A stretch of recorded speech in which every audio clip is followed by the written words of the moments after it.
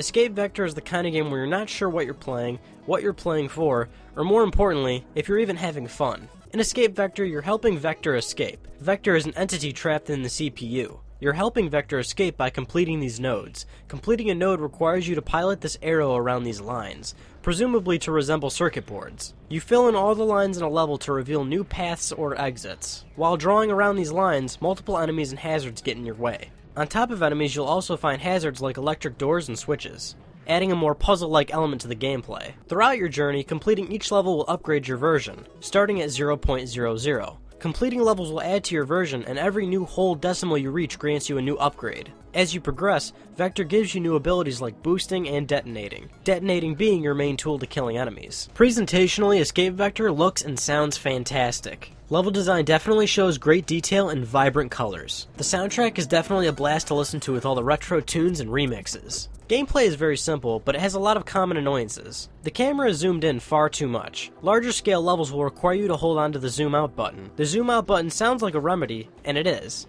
However, it's extremely tedious that I need to hold down the R button during the entire game. At that point, it stops being a tool if I'm just continuously holding it. It puzzles me as to why there isn't just an option to keep the screen zoomed out the whole time without holding onto a button. Then there's the odd camera angles. During certain moments, the layout of the screen will shift sideways to give you a more dimensional look at the level. During gameplay, this is just visually distracting, and it seems really forced for show, rather than actually improving the experience. Then there's the level layout in general. For the most part, levels are designed so you can draw in the most strategic time-saving ways. There's a lot of times though where levels just seem to drag out, making you backtrack to draw new lines, or making you go back to a previous level just to enter a second exit. escapeVektor highly encourages hunting high scores. Each level has a screen that showcases your score, friend scores, and leaderboards. Levels completed ranks you from bronze to platinum based on your score. The issue with this is that there is no clear indication of how to better your score or what score you need to get a new level rank. Levels will sometimes tell you what you need for bronze or silver, but I've never been told how to earn platinum.